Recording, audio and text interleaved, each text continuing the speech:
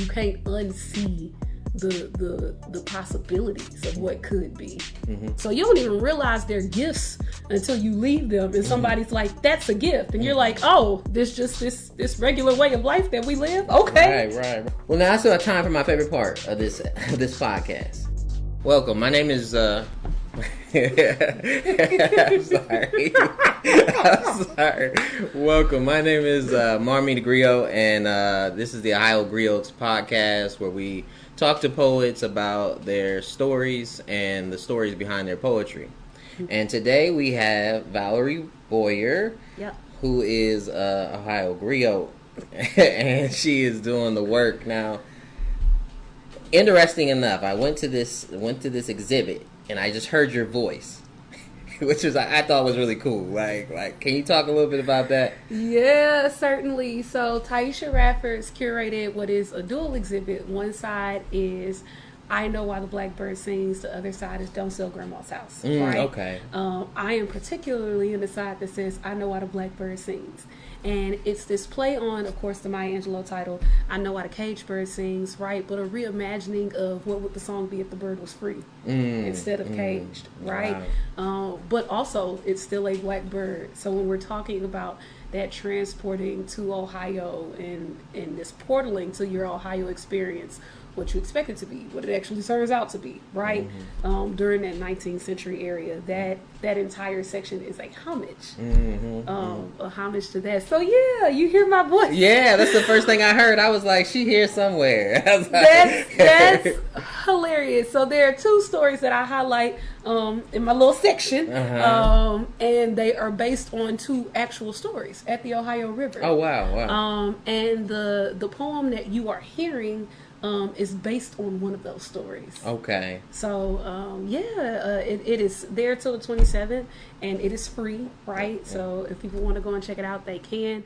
But both of those stories are a part of my obsession with the Ohio River that I have acquired as a historian. Okay, so, let's talk about that. Why? What makes that story important to you, and what makes you want to lift it and share it with other people? So there's so many stories at the Ohio River. So one of the things that you learn quickly as a historian, particularly if you have a concentration in Black history, is that you can't always find it. You can't always find it. Primary resources and secondary resources for anyone of color, of non-male, of certain ilks, right? Okay. It's always going to be harder to access. So I have been reading these different stories about these different historical documents about folks at the Ohio River, right, during the transatlantic slave trade, when they're navigating the Underground Railroad network to Ohio. And the reason that it's so important to me is because as far as the Underground Railroad network, but also the complications that come with being in Ohio during that time, this is often a story that is told from a particular revisionist and sanitized lens, to say it as nicely as I can. And it is not one that is told of the agency of the people who run the network. It is not one that is told of the agency of the people of who the story is about. It is almost often as if there is this absolution necessary of white supremacist roles in the Underground Railroad network, specifically when it comes to Ohio. I got tired of seeing that. I started doing more study just about it as I'm developing programs, as I'm writing, as I'm doing all of these things. And in that research, it led me to the Ohio River. And I'm reading these stories at the Ohio River, and I don't, as a woman of faith, as a minister with African ethics, I'm reading these stories at the river. They real similar to stories, if you picking up what I'm putting down, right? But they're also just deeply super Black, right? When we're talking about water rituals and Black folks' relationships to them. So the Ohio River, I'm so glad you brought that up, because I was thinking that too. I always tell people, like, you can fight with me, you can't fight with the history, and the ways in which not just Ohio but the country has tried to do a job of burying these histories the water, particularly in this case the Ohio River, it tells on them every time. Yeah. So wow. that is those stories are, some are beautiful, some are tragic, some are complicated, there are all of these nuance, but that there's so many stories of Black folks by Black folks at the river. Okay. So yeah. Yeah, that's very cool. I was just, this podcast is about the stories, and it's about the way in which we can reintroduce stories. We can make new possibilities through story. So I'm glad that, you know, you found that root in that work. And it comes out of your training. Like I don't know. Every time I think about you, we don't talk all the time, but I feel like we kinfolk. Absolutely, right? absolutely. Like I'm a historical theologian, like from the Black church, Through and through. ordained minister. Like we just kinfolk that way. Like definitely. So like you know, sometimes like within the poetry community, I know there's like people come from different places and do different things, and then there'll be like people with common threads. So that's one thing I appreciate about you. But the other thing is, it's just like you're like a super artist, like not super artist. like you sing, you dance, you write poems. like I'm missing something. You cook.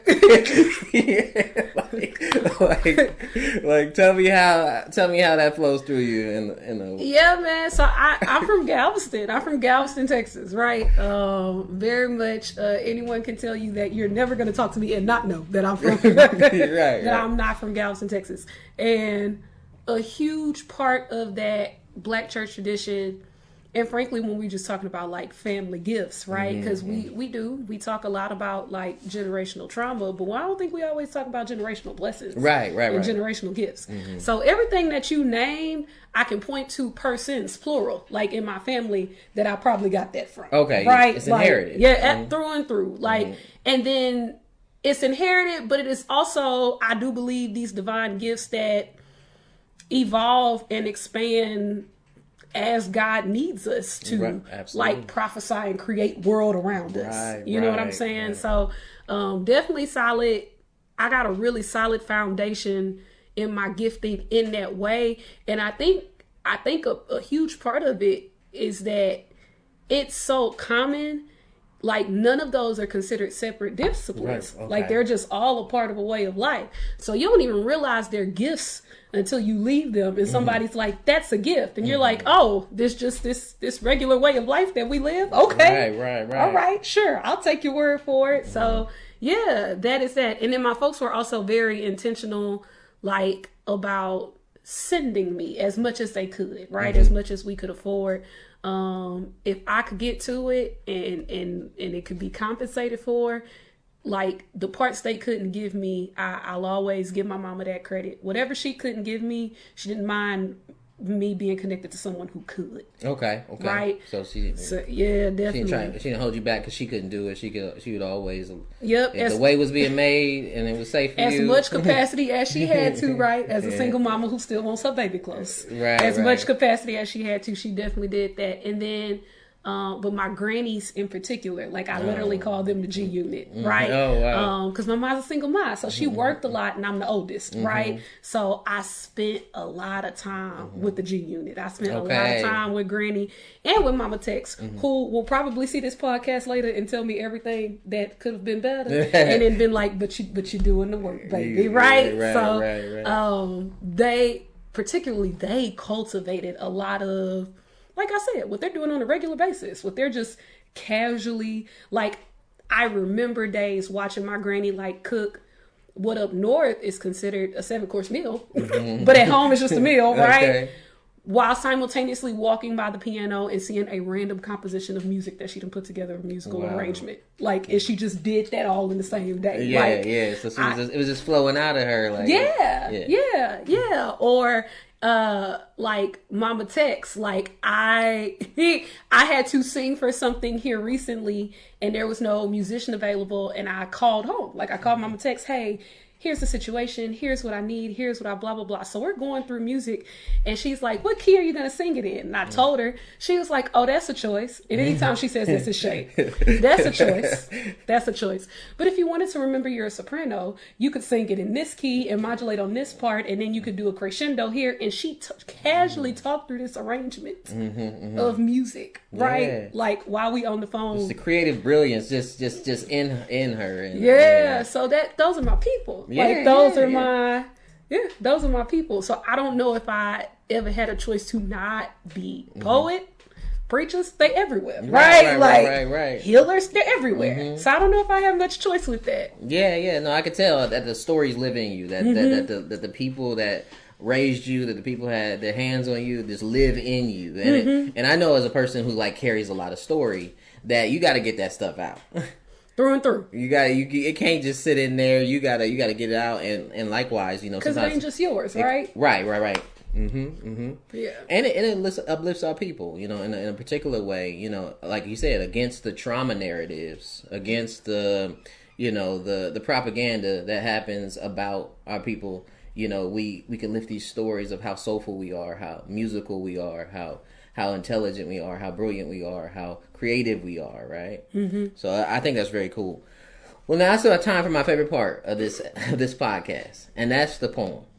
Yes. And basically, I'm just going to ask you to give me a poem that kind of embodies your work, your stories you tell, and we're just going to talk about it. Definitely. I chose this one. It is currently in, if you are familiar with The Day God Saw Me as Black, the published poetry in that book is commissioned poetry by your girl. Right, yes. See, super artist. Very excited. Very excited about that. But considering the what is arguably very raggedy, still beautiful, but raggedy world around us today, this seemed... And my own deconstruction journey, this seemed apropos for that. Okay. So this is called I Did Everything Right. I did everything right. I did everything right. I covered my head, my hands, my body, my desires, and my soul. I hid me. Never spoke too loud unless agreeing with the oppressor. Never too visible except for in my femininity. Never too independent except for when beauty and value and capital was not enough. I got my own house, own car, own means, and can take care of myself like I was trained to do. I earned the worthiness of proximity. I gave myself fully and only to my legal owner. I cooked, I cleaned, I birthed, I enhanced, and when I was abused, I still evaluated how it was my fault and figured out how we could heal together. I did the black woman thing. I loved. And I shrunk. And I grew, and then I shrunk. I taught others how to perpetuate, victimize, and survive the misogynoir too. I was the best mother, the best teacher, the best partner, the best help. I suffered properly. Because ain't that what we supposed to do? Suffer properly? I know that I never belonged to me and made my wretched body a living sacrifice just like Jesus. I did everything right. And right still wasn't salvation enough for what was left of me either. Wow. Yeah. Yeah. As somebody who was raised in church, and black church girls are my North Star. Even when I write poems, I'm trying to deconstruct some of the conservatism and some of the oppressions against them. Yes. I hear that all through that, right? Can you talk a little bit about your experience with that? Why is, obviously you live in the body, so what? Yeah, man. So my Lord, I grew up Black Baptist in Texas, and you gotta say it like that because that's a very specific brand of Baptists. There are different kinds of Baptists, some more progressive than others, but not this what my folks would call not this newfangled, this newfangled version. But when I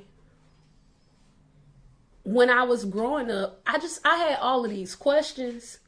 Mm-hmm. And when you grow up 15 minutes away from a Klan's headquarters, you ain't supposed to have all these questions. Yeah. So I pay hard homage to the people that loved me and cared for me. But we also not gonna pretend that it was all good all the time. Yeah. So I had all of these questions, and then when I left there, I went to Howard. In DC, right? Which is its own deconstruction in itself. And the first thing you're reading in freshman year, you're not going to get out of freshman seminar without reading something torn, something new. And it makes you question everything you thought you knew about identity, about how you're supposed to show up in the world, about what is considered sacred, right? About what is this complicated life of blackness, right? That you get to live and exist in the world. And that was, and I skipped the grade. So we talking like 16, 17-year-old Valerie, like getting hit with this out the gate. Yeah. You talking about a deconstruction. It was what some of my folks refer to as the beginning of the end. Okay. And I struggled and I wrestled with just facing a lot of me, right? And during that deconstruction journey. Tell me a little bit about that before you go. You said you struggled with facing a lot of you. Yeah, right. Because I had been raised like so many of us to code switch even within community, right? So I existed in what felt like often a dual identity, right? Like, or sometimes a quadruple or quintuple identity, right? Yeah. So I was who I needed to be in the space that I needed to be in, but I wasn't always taking all of me there, right? Which is very different than now. Now, if all of me can't go, none of me wants to be there, right? Now, what parts you get are the gifts that I give, but if all of me can't come, none of me wants to be there. But like, the who you are in front of your family, it ain't the who you are at the party on the yard, right? Those are two different kind of, which is very different than who you are at that time in class. Very different than who you are at work, because I worked through undergrad. And so when I say facing a lot of me, that process taught me a lot of how the code switching was not going to be the salvation that we had been groomed to think it was, right? Turning on certain parts, turning off certain parts. While it was this generational passed down means of survival, if it worked, we wouldn't still have to do it. Right. So exactly.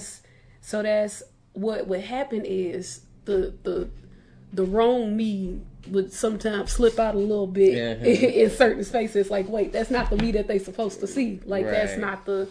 And that's what I mean by facing me. Like, I did enough unraveling and wrestling, so to speak, where, like I said, if all of me can't go, none of me is supposed to be there.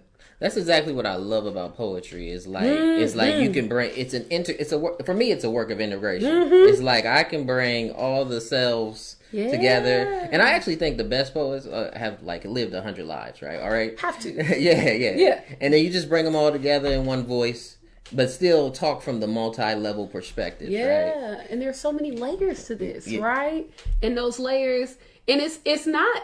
It's like as you're unpacking and deconstructing the layers, you just gain more layers. Right. It's true. It's you don't. There's never a delayering of the experience. So that's how my journey led me. Reading these authors that I hadn't before, like a Renita Weens, right, who is now challenging everything, or like a Katie Cannon, who wait a minute, or the fact that Alice Walker is now lifted up as a theologian. Right, exactly. When prior to getting to Howard, she never had been. Right. Like those type of, I don't think you can start reading and unraveling, I'll say, in those kinds of ways and in community without like peeling back these layers, but also just realizing that you're adding on to them. Yeah. No, she just named a bunch of womenist theologians that I love, and which is very cool. But also, like, what part does reading play in? Because you write deeper poetry, like you write, it comes from the depth of your knowledge base. And I don't know. I'm pretty interested in this because I don't have a traditional MFA, and I don't think you do either. But you still have a trained mind, right? You still have trained in a specific discipline. And how do you bring that discipline to the work? Yeah, so as simplistic as it sounds, it's so true. My granny used to, in terms of my love for reading in general, that granny, right? My granny used to tell me that the whole world, it was her conversation for reading and for travel. The whole world is a book. And all the books are full of a whole world. It would be a shame to stay on one page. Yeah, right. That's legit. So, as a child, like I said, just in single parent struggle household, where I couldn't go, books could take me. Right. And that just wasn't a physical where I couldn't go, like imagination wise, right? Envisioning wise, where I couldn't go, books could take me. And then getting to college, but also getting in community of readers, right? What I found in my reading is two parts, like where I couldn't go, books could take me, but also there were these places that I had been before that I didn't know that others had gone. Yeah. Right. And like, so then you start reading in that very like Afrofuturistic or prophetic mind of Zora Neale Hurston has a quote that says that the present is an egg laid by the past with the future inside its shell. Okay. Right. And all those things are in constant conversation with each other. And so books gave what felt like affirmation or legitimacy, right, to all those places that I had been that I didn't realize others had gone before, but also all of those places that I had been that just hadn't been imagined yet, right? So the other one is that imagination is nothing but prophecy of the future, right? So all of these, the lack of limitations is what books invited me to. Yeah. And right? I was even thinking about when we talk about being caged in certain ways, being boxed in certain ways, where books will give you ideas that will radically like allow you to step out of those things. Like when I started reading like abolition work, right, and started oh, you mean we just don't have to deal with the system? We can tear it down, like you mean we can reimagine something different. We can work with the present struggle, but also be envisioning something future that has nothing that doesn't have to do with these institutions, right? That are harmful inherently, right? Right. And all of the complications that come with that. Like I have enjoyed I'm a social studies teacher by trade, by nature, and my favorite part of discussing the civil rights movement with my kids is discussing the deacons of justice and the deacons of defense. Okay. This is not me advocating for violence in any form or form of that nature, but when we're talking about the layers and the nuance, right, and the sanitization of history, when they learned that like the deacons of defense and the deacons of justice were the people that were carrying, that were walking with the civil rights nonviolent movement. Like there's the movement. And then there are the folks that are packing, and they got a whole name, right? Like they got a whole organized, just the different layers and nuances that come from that. Right. Like you name, once you see it, you can't unsee it. That's what happens. That's what happens. You can't unsee the possibilities of what could be. And it's really, it's for me, it's a sort of tension to like be public facing in the work, in the duty, and then having a world that is like slowly moving towards anti-intellectualism, a world that like critically thinks less, a world that like, and these are the audiences, right, that we have to speak to. So how do you balance that out? Yeah, so I think that too is a gift of growing up in the South, and a gift of Dr. Gregory Carr at Howard said something that's our freshman year that I never forgot. Like, you can get all of this education and all of this knowledge and join this vast community and a network, right, that will follow you wherever you go. Like, once you leave Hill, you will never not be, right? Right. Howard alum. But if you get all of these tools and treasures and never go and give them to the people, right, you have wasted your education. Absolutely. Right? Absolutely. So in the same way that like we have to do a deconstruction for self, I think that also requires doing like deconstruction for community in a way that speaks to community, right? And honestly speaking the language of who it is that we are talking to, right? So I, even now, I'm a nerd. So my favorite kind. I can't always speak to what would be considered the soteriological nature of weight in the water, right? That's not language that always, but I can talk about weight in the water as a diss track. Yeah. And a call to action. Right. I'm saying the same thing, right? Right. I can't always give you the political nature of Go Down Moses. But when I tell you that Go Down Moses and Wipe Me Down to cousins, I can explain to you why they cousins, right? Which is one of my favorite things to do in my workshops, like the connection. So I think our responsibility is not to abandon, like you named, the intellect. It's just to be intentional about making the cognitive connections. Because once I introduce them in that way, then I can point to, and the word for that is, right? Or the definition for that is, like, and you just did it, right? Whether I think that's the other gift of Black folks. Like, the brilliance of how we engage the world without realizing that's what we're doing. So, and that's actually one of the reasons for this podcast is just like, bringing the wisdom of the poets to those that will never do a traditional MFA or the new poets that are looking, to find their voice, to find their way, to find their personality in their work. Can you talk a little bit about your writing process? Like, how do you write a poem? How you go about it? So there are two different ways. I'm gonna give you the preferred one, and I'm gonna give you the one that sometimes happens.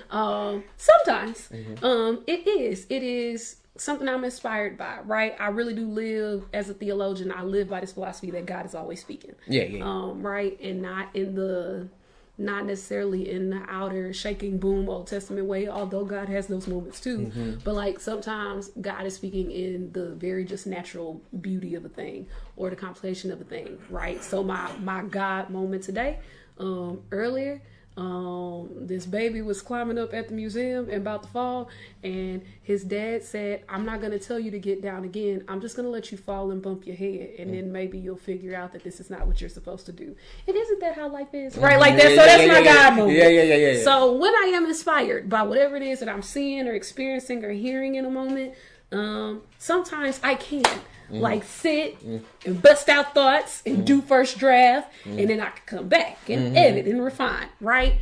So that is the preferred method. Right. Then there are other times where like I know I'm supposed to be writing, and the writer's block is what it is. And even when I'm training the writing muscle, right? Like I'll know that what I'm writing is trash in the moment, but I'm trying to train the writing muscle. But the writer's block is still so real, right? And so at that point, I'll revisit what inspired me, right? That is actually the poem that you heard, right? And it's on the wall in that gallery as well. That's what happened there. I deeply struggled. I knew what story I wanted to tell. Process. Yeah, I knew what story I wanted to tell, right? I obviously know the historical accounts as we have with the limited information, but I didn't know if it was poetry or prose or I didn't know what was happening with that. I just knew it was supposed to be communicated. So I went back to the story. Like I went back to the story and I interrogated the story. And first I asked myself sensory questions, but then I asked myself questions of like, if those young boys were still alive today, what I would ask them, right? Like, but also in that moment, I realized I was asking them questions that we are still asking.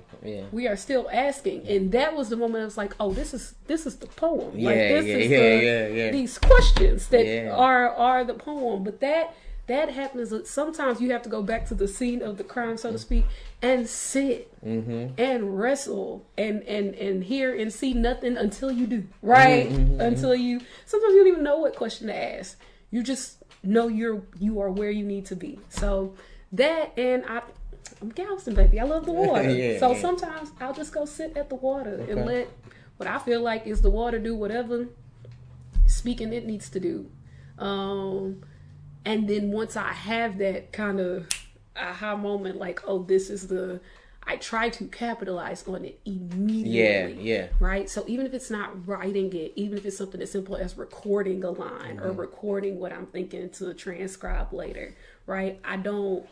I try not to miss those moments when I feel like God has spoken. Yeah. No, I totally identify with that. You kind of like sometimes my brain is not in the poem. It's not in the poem like mood.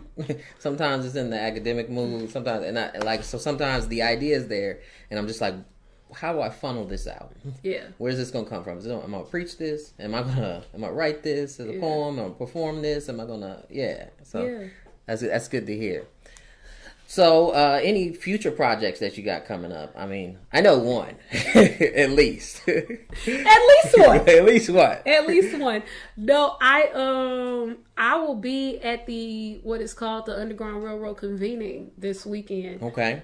In Cincinnati at the Freedom Center, talking about Negro spirituals as coded language. Okay. So that is one of my favorite workshops to do, and I am very excited about letting people know that your mama's hymns ain't what you thought they were, right? That is one of them. And another one is at our church, Kim Anniversary, Kingdom Equipping Ministries is celebrating 2 years on October 17th. So we got like this jazzy spoken word gospel kind of situation going on that evening. Cool. So that'll be fun. It'll be a lot of fun. There's food. They had me at food. Okay. Right, but also like Vam Villages performing. We gotta eat. You know what I'm saying? But Vam Villages performing. There's some painting happening by Sir Aries Aesthetics, right? So it'll be a good time. It sounds like a vibe. So that is that. And then the third one is actually your event. Oh, yes. I am so happy to have you at Men Do Poetry Volume 2. And you're going to be our Women's Spotlight. It is certainly a space. It's a space I wanted to create for men, but I also didn't want to exclude women because I feel like we need spaces that are safe for men, but also like how do we learn to interact in ways that are empowering to both, to all of us, right? I'm deeply excited. Anytime that I am welcome in a space, especially that is not centered on me, like I don't consider that any less of a privilege and a reverence and a homage to that.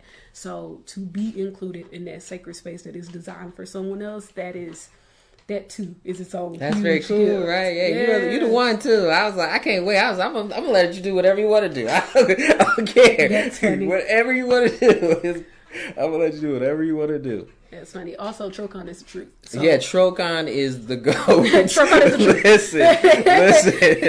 Listen. I'm very excited to hear both of y'all. I thought it was a good match too. Like just amount of like skill and talent and just what y'all bring. Like to have that in the same room on the same program is just gonna be like, whoa, what did we just sit through? Yeah. And that's I'm really excited for that. I think people will be enriched by it. I'm always trying to. Anytime I can create a platform, like I want it to be like where people can grow from it, where people can deepen their craft or deepen their abilities, just by seeing people who are deep in their abilities, right? Yeah, that's literally the purpose of Rebecca Owenale Foundation, right? Shout out your org. Shout out your org. Yeah. Rebecca Owenale Foundation, and I am the founder of it. And it has many branches, but the purpose of it is to be a mirror for communities, right? And being able to see some of what can be complicated, but actually very beautiful versions of ourselves. Right, so this notion of in a world that's constantly trying to erase the complications and the beauty that comes. My goodness. We were here, we are here. You can't erase us. Right. I feel like erasure is like it's like the idea of erasure is a constant companion with me right now. So when I was like thinking about this podcast, I thought we got to archive what we're doing. We have too many brilliant people in our community. We got people doing the work, and people always want to put Ohio on the map. But it's like, how you gonna put us on the map? We ain't got no canon. We ain't got nothing to point to. Like, oh, okay, who you got? What we got? Absolutely. So I'm glad to have you here. Thank you for being here. Thank you for having me. The last thing I want to ask you is just what advice would you give to a younger poet? Just what has helped you as a growing artist? Just what would you leave with us? Be okay with the wrestle, because if you keep doing this, you are going to wrestle. But wrestles are... I'm a preacher. I like preacher stories. And so the story in the Old Testament that Jacob wrestles with the angel, it says he wrestles all night long. Right. And the morning is coming, and the angel is like, we've been fighting all night, and you're not going to win. Let me go. Like, you're not going to win. I'm an angel. Let me go. And Jacob says, I'm not going to let you go until you bless me, right? And it is at that moment that the angel strikes him in the hip, right? And Jacob now will walk with a limp for the rest of his life. But that limp is what leads him to be in so many, not just Christian, religious traditions, a father, right? Of the thing, right? That so the limp can look like injury if we don't see it as the thing that carries him to every blessing, right? That comes from that. So be okay with the wrestle, be okay with the hits and the limps that will come with it, because those limps and those hits, that trauma doesn't have to stay trauma. It can turn to triumph. So be okay with that, and be okay with the fact that you are evolving. The poet that you were even last week is not going to be the poet that you are 2 months from now. Right. And that too is a gift. You get to experience every version of you and every life of you. So yeah, be okay with the wrestle. Be okay with the evolution. So eloquently and brilliantly put. Thank you. Thank you. I'm so happy to have you here. Likewise. This is cool. I know it was fun. Yes. I gotta take you to lunch. Absolutely. It's always fun when kinfolk get together. It is. It definitely is. So.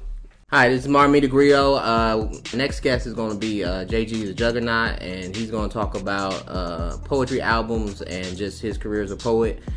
Keep following us at The Verses, or you can catch up with us on Poetry Caviar. Thank you.